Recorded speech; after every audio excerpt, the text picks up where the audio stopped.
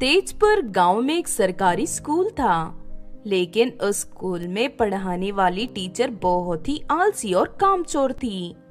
वो बच्चों को ठीक तरह से नहीं पढ़ाती थी। ये सब क्या है बेटी, इस बार भी तुम्हें बहुत कम नंबर मिले हैं। लगता है तुम पढ़ाई में ठीक तरह से ध्यान नहीं दे रही हो।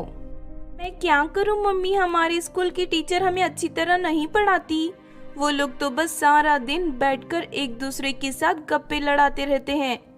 कोई भी टीचर हमारी पढ़ाई की तरफ ध्यान नहीं देता। इतना कहकर सिमरन वहाँ से चली जाती है। फिर अगले दिन कम नंबर मिलने की वजह से कल मेरी माँ मुझे बहुत डांट रही थी। मैं तो कहती हूँ हम सबको पास वाले शहर के स्कूल में एडमिशन लेना चाहिए।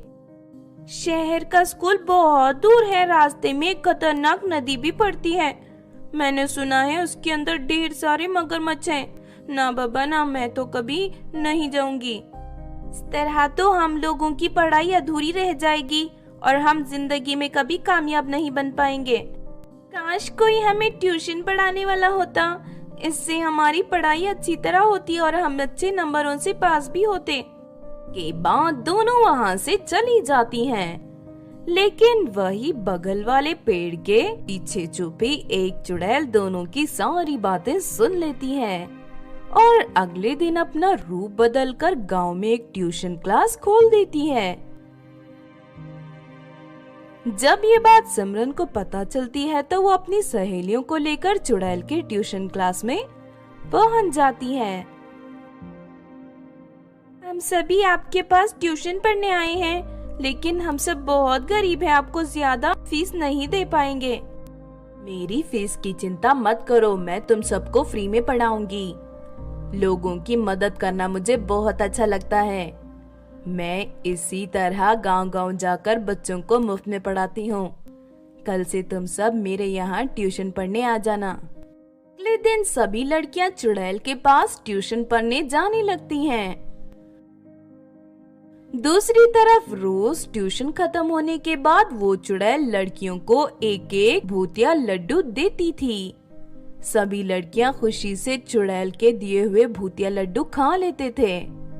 लेकिन दूसरी तरफ धीरे धीरे उन सभी लड़कियों के शरीर पर ढेर सारे बाल उगने लगे थे और उनके नाखून भी जरूरत से ज्यादा बड़े और नुकीले हो जाते हैं।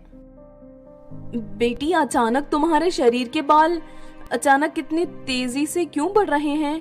और जरा अपने नाखून देखो, ये तो बहुत ही डरावने दिख रहे हैं।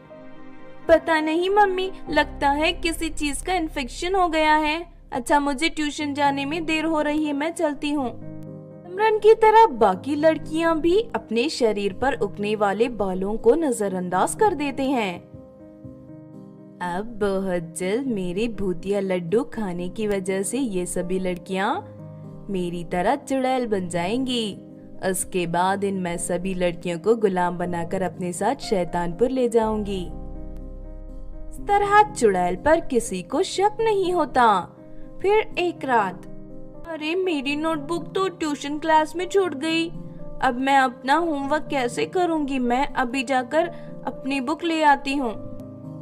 सिमरन अपना रजिस्टर लेने चुड़ैल के घर पहुंच जाती है, लेकिन तभी वो चुड़ैल असली रूप में आ जाती है और सिमरन उसका असली रूप देख लेती है। चुड़ैल उस वक्त भूतिया लड्डू बना रही थी। सिमरन देखती है कि चुड़ैल उस भूतिया लड्डू में ढेर सारी मरी हुई छिपकली और बिच्छू काटकर मिला रही है। भगवान, ये तो एक चुड़ैल है। इसका मतलब इसके बनाए हुए भूतिया लड्डू खाने की वजह से हम सभी लड़कियों के शरीर पर बड़े बड़े बाल और नाखून उगना शुरू हो गए हैं। लगता है कि हम सभी लड़कियों को मारना चाहती है ये चुड़ैल। मैं भी गांव जाकर ये बात सबको बता देती हूँ। सिमरन सभी गांव वालों को उस चुड़ैल की असलियत बता देती है। उसके बाद सभी गांव वाले चुड़ैल के घर को घेर लेते हैं। तभी सिमरन भगवान के मंदिर से लाई हुई धागे को चुड़ैल के घर के चारों तरफ घेरा बनाकर बांध देती है। लगता है इन सभी को मेरी असलियत पता चल गई है। मुझे इसी वक्त यहाँ से भागना चाहिए।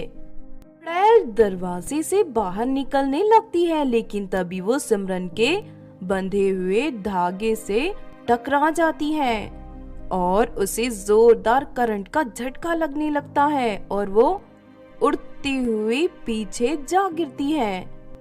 ये भगवान के मंदिर का धागा है, तू इसे तोड़कर बाहर नहीं निकल सकती चुड़ैल। सभी गांव वाले चुड़ैल के घर को चारों तरफ से आग लगा देते हैं और देखते ही देखते चुड़ैल उस आग में जलकर राख हो जाती है।